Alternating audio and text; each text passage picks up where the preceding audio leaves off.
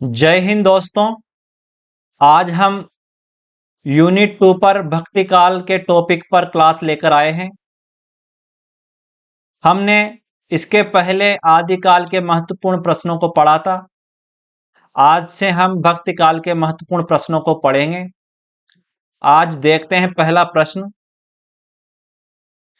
पहला प्रश्न है, शुक्ल के अनुसार भक्ति काल की समय सीमा क्या है? शुक्ल के अनुसार भक्ति काल की समय सीमा क्या है?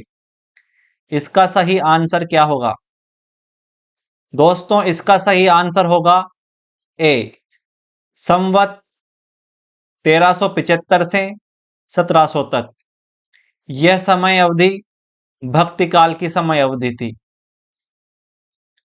दोस्तों, संवत और ईस्वी, इनमें अगर हम ईस्वी वाले सन में +57 कर दें तो वह संवत वाला सन हो जाता है। जैसे अगर 1375 संवत को हम और संवत में से 57 घटा दें तो वह ईस्वी वाला सन हो जाता है। यानी भक्ति काल का समय ईस्वी में क्या था? 1375 में से हम जब 57 को घटाते हैं तो कितना बचता है? 15 में से 7 गए तो 8, 6 में से 5 गए तो 1, 3 के 3 और 1 का 1, यानी 1318 ईस्वी। भक्ति काल की शुरुआत ईस्वी में कब हुई थी? 1318 से। इसी तरह 1700 में से 57 घटाएंगे तो कितना आएगा? 1643 ईस्वी। 1643 ईस्वी, यानी ईस्वी में देखें तो भक्ति काल का समय क्या है? भक्ति काल का समय है 1318 ईस्वी से 1643 ईस्वी तक। 1643 ईस्वी तक। अगला प्रश्न देखते हैं। शुक्ल जी ने भक्ति काल को कितने प्रकरण में बांटा? शुक्ल जी ने भक्ति काल को कितने प्रकरण में बांटा? शुक्ल जी ने भक्ति काल को कितने प्रकरणों में बांटा? इसका सही आंसर होगा डी, 6 प्रकरणों में बांटा भक्ति काल को। प्रकरणों में प्रकरण 1 में भक्ति काल के बारे में जानकारी शुरू में, इस तरह प्रकरण 2, प्रकरण 3, प्रकरण 4, प्रकरण 5, प्रकरण 6, इस तरह अलग अलग विशेषताओं को इन प्रकरणों में बांटा है। अगला प्रश्न देखते हैं। धर्म का प्रवाह, धर्म का प्रवाह कर्म, ज्ञान और भक्ति, इन 3 धाराओं में चलता है। इसका प्रवाह, धर्म का प्रवाह इन 3 धाराओं में चलता है। किसी एक के अभाव में भी वह विकलांग रहता है। यानी कर्म, ज्ञान और भक्ति में से एक का भी अभाव हो जाए तो धर्म विकलांग हो जाता है। यह कथन किसका है? यह कथन किसका है दोस्तों? यह कथन है शुक्ल का। इसका डी सही होगा। शुक्ल जी ने अपने साहित्य के इतिहास ग्रंथ हिंदी साहित्य के इतिहास में इस कथन को दिया है और यह प्रकरण 1 में है। यह कथन कौन से प्रकरण में है? प्रकरण 1 में। प्रकरण 1 में। अगला प्रश्न देखते हैं। गोरख जगायो जोग, भक्ति भगायो लोग, यह पंक्ति किसकी है? यह पंक्ति किसकी है? इसका सही आंसर होगा सी, तुलसीदास। तुलसीदास जी की यह पंक्ति है। तुलसीदास जी का जन्म कब हुआ था? तुलसीदास जी का जन्म हुआ था 1532 ईस्वी में। 1532 ईस्वी में। अगला प्रश्न देखते हैं। निर्गुण पंथ के लिए मार्ग निकालने वाले नाथ पंथ के योगी और भक्त, नाथ पंथ के योगी और भक्त नामदेव थे। निर्गुण पंथ का मार्ग निकालने वाले कौन थे? नामदेव। जहां तक पता चलता है, निर्गुण मार्ग के निर्दिष्ट प्रवर्तक कबीरदास थे। निर्दिष्ट प्रवर्तक कौन थे? कबीरदास। यानी सबसे पहले निर्गुण पंथ के लिए मार्ग निकालने का प्रयास किसने किया था? नामदेव जी ने। लेकिन इस मार्ग को पक्का किसने किया, निश्चित किसने किया? कबीरदास जी ने। तो इसका यह कथन किसका है? इसका आंसर क्या होगा? इसका आंसर होगा डी, रामचंद्र शुक्ल। इसका आंसर होगा रामचंद्र शुक्ल, डी। कबीर का जन्म कब हुआ था दोस्तों? कबीर का जन्म हुआ था 1398 ईस्वी में। 1398 ईस्वी, 1398 ईस्वी में हुआ था। अगला प्रश्न देखते हैं। कथन ए, कथन दो कथन दे रखे हैं, ए और बी। कथन ए में दे रखा है, सूफी कवियों ने जो कहानी ली है वे सब हिंदुओं के घर में बहुत दिनों से चली आई कहानी है। कथन बी में दे रखा है, मनुष्य के साथ पशु पक्षी और पेड़ पौधे को भी सहानुभूति सूत्र में बद्ध दिखाकर एक अखंड जीवन समष्टि का आभास देना हिंदू प्रेम कहानियों की विशेषता है। हिंदू प्रेम कहानियों की विशेषता है। दोस्तों ये दो कथन दे रखे हैं, इनमें से कौन सा सही होगा? इसका आंसर क्या होगा? इसका आंसर क्या होगा? तो दोस्तों यह दोनों कथन ही क्या है? सही है। दोनों कथन सही है। अगला प्रश्न देखते हैं। निर्गुण पंथियों में यही एक ऐसे व्यक्ति हुए हैं, किसमें? निर्गुण पंथियों में, जिन्हें समुचित शिक्षा मिली थी और जो काव्य कला की रीति आदि से अच्छी तरह परिचित थे। अतः उनकी रचना साहित्यिक और सरस है। भाषा भी काव्य की मजी हुई ब्रज भाषा है। शुक्ल ने यह पंक्तियां किसके लिए कही है? शुक्ल जी ने यह पंक्तियां किसके लिए कही है? इसका सही आंसर क्या होगा? इसका सही आंसर दोस्तों, इसका सही आंसर होगा बी, सुंदरदास। सुंदरदास जी के लिए यह पंक्तियां कही गई हैं। सुंदरदास जी का जन्म 1596 में हुआ था। 1596 ईस्वी में। दोस्तों सुंदरदास जी के बारे में कहा जाता है कि ये श्रृंगार रस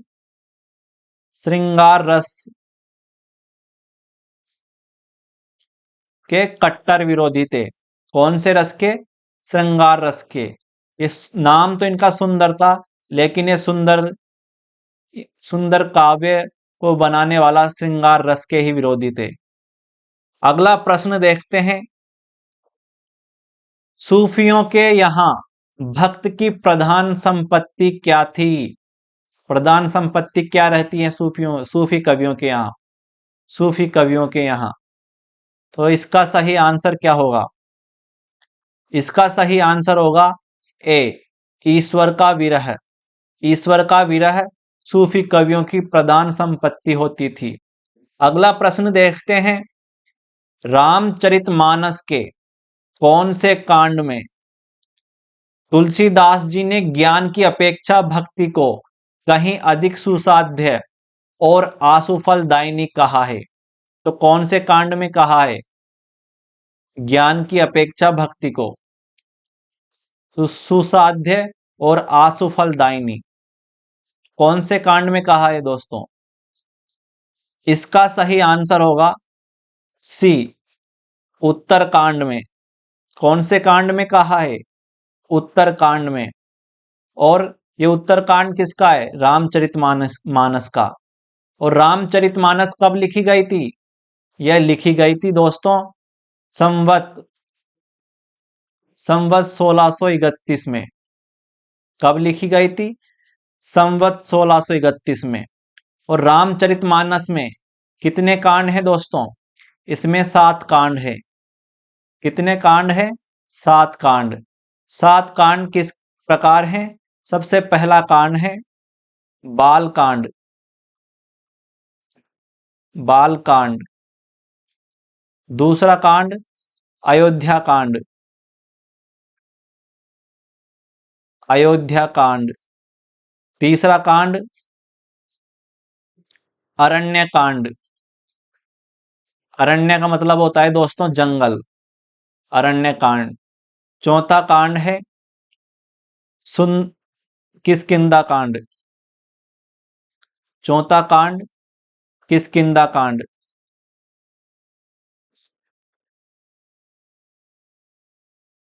किष्किंधा कांड। पांचवा कांड सुंदर कांड।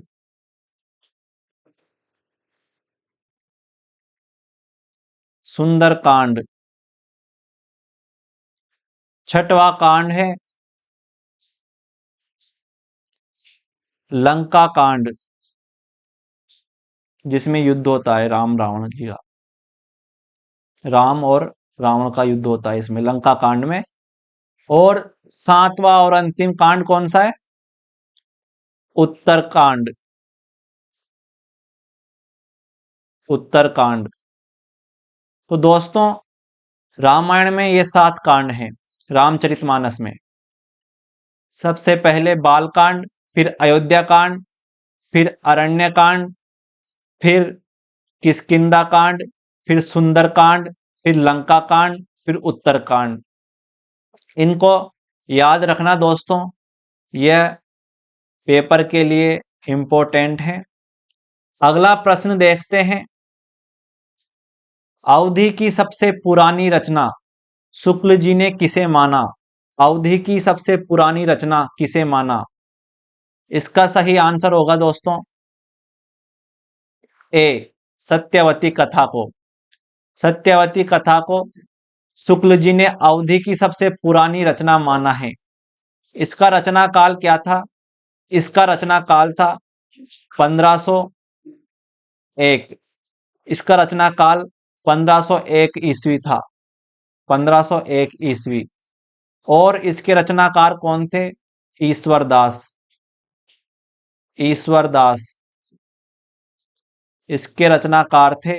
ईश्वर दास।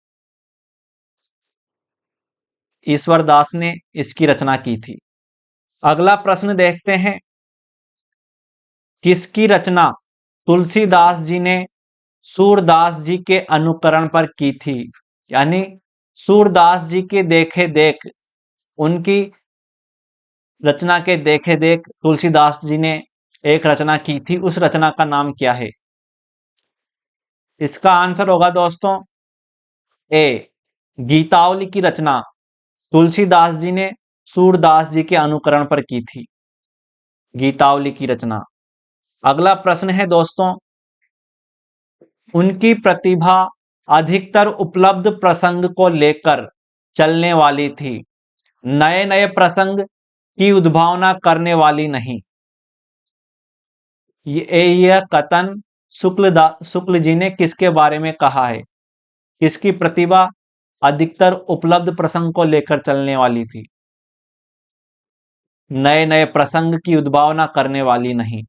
किसके बारे में शुक्ल जी ने कहा है? इसका आंसर होगा दोस्तों तुलसीदास। तुलसीदास जी के बारे में कहा है। तुलसीदास जी के बारे में कहा है। अगला प्रश्न है। किसका पद सुनकर वल्लभाचार्य जी, कौन? वल्लभाचार्य जी कई दिनों तक बदन की सुध भूले रहे? तो किसने सुनाया ऐसा पद कि वल्लभाचार्य जी बदन की सुध बुध खो बैठे? तो इसका आंसर होगा दोस्तों डी, परमानंद दास। परमानंद दास जी ने एक पद ऐसा सुनाया जिससे वल्लभाचार्य जी बदन की सुध बुध खो बैठे। दोस्तों बदन की सुध बुध कब खो बैठता है आदमी? जब परम आनंद में होता है। इस तरह इसको ट्रिक से याद करेंगे। बदन की सुध बुध कब खो बैठता है आदमी? जब परम आनंद में होता है। इस प्रकार हम इसे याद करेंगे। और परमानंद का जन्म कब हुआ था? परमानंद दास का, इनका था 1493 के आसपास। 1493 ईस्वी के आसपास इनका जन्म हुआ था। अगला प्रश्न देखते हैं दोस्तों। उनके पद कठिन राग रागनियों में गाने योग्य हैं, पढ़ने में कुछ ऊबड़ खाबड़ लगते हैं। किसके पद राग रागनियों में गाने योग्य हैं और पढ़ने में ऊबड़ खाबड़ लगते हैं? शुक्ल जी ने यह कथन किसके बारे में कहा है? किसके बारे में कहा है? इसका सही आंसर होगा बी, स्वामी हरिदास के बारे में यह कथन शुक्ल जी ने कहा है। अगला प्रश्न, केशव की रामचंद्रिका में कौन सा संवाद तुलसीदास के संवाद से भी बेहतर है? बताओ भाई, रामचंद्रिका में कौन सा संवाद तुलसीदास जी के संवाद से भी बेहतर है? तो इसका सही आंसर होगा, क्या होगा इसका सही आंसर? इसका सही आंसर होगा सी, रावण और अंगद का संवाद किसके संवाद से भी अच्छा है? तुलसीदास के संवाद से भी अच्छा है। अगला प्रश्न देखते हैं। यह बड़े ही सहृदय कवि थे, ऋतु वर्णन तो इनके जैसा और किसी श्रृंगारिक कवि ने नहीं किया। इनके ऋतु वर्णन में प्रकृति निरीक्षण पाया जाता है। यह कथन रामचंद्र शुक्ल ने किसके बारे में कहा? यह कथन रामचंद्र शुक्ल जी ने किसके बारे में कहा? किसके बारे में कहा? इसका सही आंसर होगा, क्या होगा? इसका सही आंसर होगा बी, सेनापति। सेनापति के बारे में यह कथन इसने रामचंद्र शुक्ल जी ने कहा है। और सेनापति जी का जन्म कब हुआ था? 1589 ईस्वी में। 1589 ईस्वी में। अगला प्रश्न देखते हैं। मोनियर विलियम्स, मोनियर विलियम्स के अनुसार भक्ति शब्द की उत्पत्ति किस धातु से हुई है? यहां पर क्या है? भक्ति। भक्ति शब्द की उत्पत्ति किस धातु से हुई है मोनियर विलियम्स के अनुसार? इसका सही आंसर होगा, क्या होगा इसका सही आंसर? इसका सही आंसर होगा सी, भज धातु से। कौन सी धातु से? भज धातु से भक्ति शब्द की उत्पत्ति मानी है मोनियर विलियम्स ने। अगला प्रश्न देखते हैं।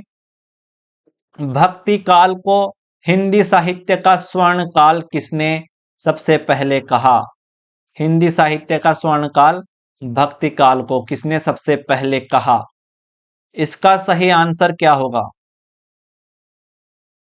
इसका सही आंसर होगा ए, जॉर्ज ग्रियर्सन ने सबसे पहले भक्ति काल को स्वर्ण काल की संज्ञा दी। उसके बाद में श्याम सुंदर दास ने भी भक्ति काल को स्वर्ण काल की संज्ञा दी थी, लेकिन सबसे पहले किसने कहा? जॉर्ज ग्रियर्सन ने। अगला प्रश्न देखते हैं। नयनार भक्तों की संख्या कितनी थी? नयनार भक्तों की संख्या कितनी थी? नयनार। इसका सही आंसर क्या होगा? इसका सही आंसर होगा ए, 63। कितने थे नयनार? 63। दक्षिण के संत थे दोस्तों। दक्षिण में आलवार भी थे, आलवार। और इनकी संख्या कितनी थी? आलवारों की संख्या कितनी थी? 12। दोस्तों, आलवार में जो पीछे के दो शब्द हैं वार, इसको हम इसी से ट्रिक बनाएंगे। आलवार 12, आलवार 12। तो नयनार की संख्या 63 थी और आलवार की संख्या कितनी थी? 12। दोस्तों, नयनार थे शिव जी के भक्त, शिव थे, और आलवार थे, नयनार शिव जी के भक्त थे, आलवार विष्णु के भक्त थे। ये कौन थे? वैष्णव, वैष्णव थे आलवार।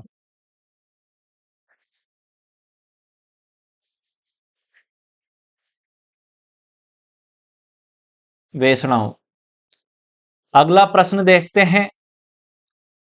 भक्ति काल को लोक जागरण किसने कहा? भक्ति काल को लोक जागरण किसने कहा? इसका सही आंसर क्या होगा? इसका सही आंसर होगा दोस्तों बी, हजारी प्रसाद द्विवेदी जी ने भक्ति काल को लोक जागरण की संज्ञा दी थी। और अगर हम लोक जागरण के बाद काल शब्द और जोड़ दें, क्या? काल, तो भक्ति काल को लोक जागरण काल किसने कहा था?